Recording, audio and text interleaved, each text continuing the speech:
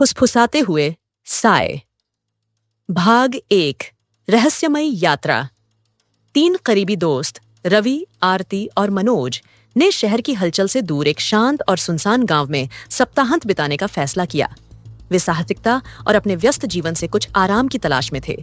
यह गांव प्राचीन मंदिरों, घने जंगलों और अजीबोगरीब किस्सों के लिए जाना जाता था, जिन्हें स्थानीय लोग रात के समय एक दूसरे से फुसफुसाते हुए सुनाते थे। वे गांव में पहुंचे और एक साधारण गेस्ट हाउस में ठहरे। वातावरण अजीब तरह से शांत था और हवा में पुरानी लकड़ी और गीली मिट्टी की महक थी। स्थानीय लोग दोस्ताना थे, लेकिन गांव के कुछ हिस्सों से दूर रहने की सलाह देते थे, खासकर एक वीरान पहाड़ी से, जहां कोई भी सूरज ढलने के बाद जाने की हिम्मत नहीं करता था। दोस्तों ने इसे महज अंधविश्वास समझकर हंसी में उड़ा दिया। शाम के खाने के बाद रवि ने सुझाव दिया, चलो उस पहाड़ी की ओर चलते हैं, वह बहुत दिलचस्प लगती है। आरती झिंझकी, लेकिन मनोज उत्सुक था। क्या बुरा हो सकता है, यह तो बस एक पहाड़ी है। वे निकल पड़े, हंसी मजाक करते हुए, यह अनजाने में नहीं जानते हुए कि वे कुछ प्राचीन को जगा रहे थे। भाग 2। फुसफुसाते हुए साय।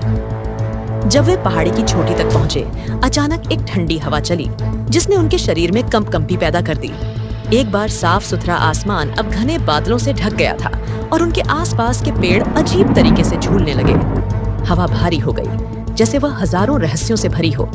मनोज, जो सब कुछ रोमांचक समझ रहा था, थोड़ी दूर और चला गया, लेकिन अचानक रुक गया। उसका चेहरा रंगहीन हो गया। दोस्तों, यहाँ कुछ अजीब है, उसने कांपते हुए कहा। रवि और आरती उसकी तरफ दौड़े। उनके सामने एक पुराना पत्थर का कुआं था, जो बेलों से ढंका हुआ था। लेकिन वह कुआं नहीं, बल्कि वह साया था, जो जमीन पर घिसटता हुआ दिखाई दे रहा था, जबकि वहां कोई रोशनी नहीं थी जिससे यह साया पड़ सके। क्या तुमने यह देखा? आरती ने फुसफुसाते हुए कहा, उसकी आवाज जैसे किसी तरह से उड़ने वाली हो। अचानक वे एक हल्की फुसफुसाहट सुनने लगे। पहले तो यह हल्की थी, जैसे हवा चल रही हो, लेकिन फिर यह तेज और स्पष्ट होती गई। जाओ जाओ, या इसके परिणाम भुगतो। हैरान परेशान तीनों चुप हो गए। वे मुड़े और जाने लगे, लेकिन पीछे का रास्ता जैसे गायब हो गया। पहाड़ी की चोटी अब अंतहीन दिखाई दे रही थी। पेड़ और साए उन्हें घेरने लगे थे। भाग 3। शाप का खुलासा। घबराहट में रवि चिल्लाया, हमें यहाँ से निकलना होगा। लेकिन जितना वे दौड़े, उतना ही वे जंगल में और गहरे चले गए। फुसफुसाहट अब कानफोड़ू हो गई थी, जो आवाजें अब वाक्य बन चुकी थी। तुमने ये गलती की, तुमने शाप को जगा दिया। आरती चीखी, जैसे किसी ठंडी हाथ ने उसके कंधे को छुआ, लेकिन जब उसने मुड़कर देखा तो वहां कोई नहीं था।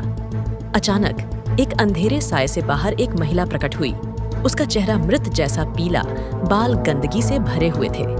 उसकी आंखें खाली, सुनहरी गड्ढे जैसी थीं, जो उन्हें घूर रही थीं। तुमने पवित्र भूमि का उल्लंघन किया है, महिला ने घृणा से कहा। उसकी आवाज एक साथ हजारों आवाजों की तरह गूंजती हुई। अब तुम कभी नहीं जा पाओगे।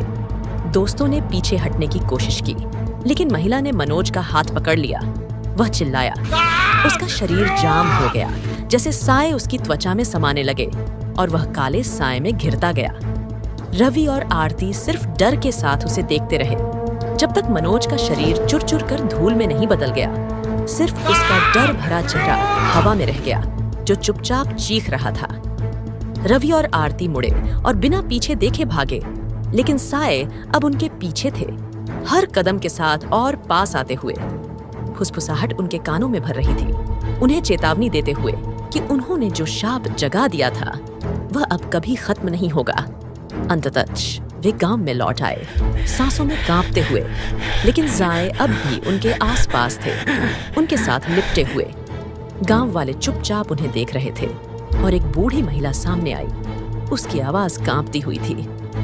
तुमने उस पहाड़ी पर क्यों गए? शाप कभी नहीं मिटेगा।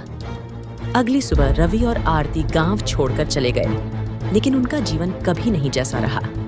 जहां भी वे गए, उन्हें हवा में वही फुसफुसाहट सुनाई देती रही, और साए उनका पीछा करते रहे, उन्हें यह याद दिलाते हुए कि वे जिस कीमत पर जिज्ञासा मोल ली थी।